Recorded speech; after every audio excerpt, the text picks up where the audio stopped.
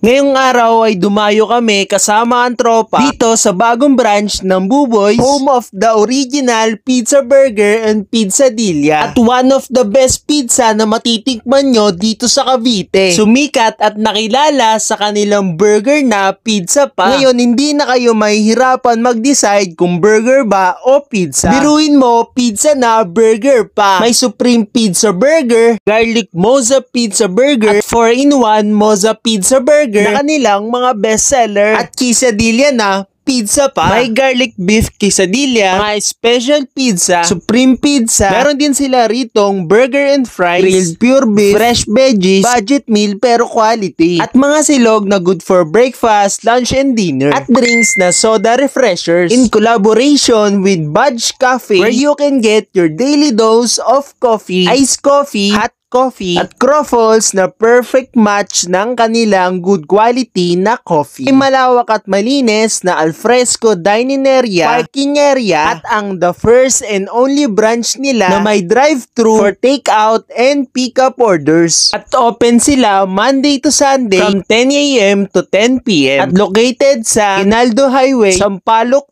Bukal, Dasmariñas, Cavite. At accessible din sila sa Google Maps. At ito ang kanilang FB page. Follow nyo na para updated kayo sa kanilang mga promo.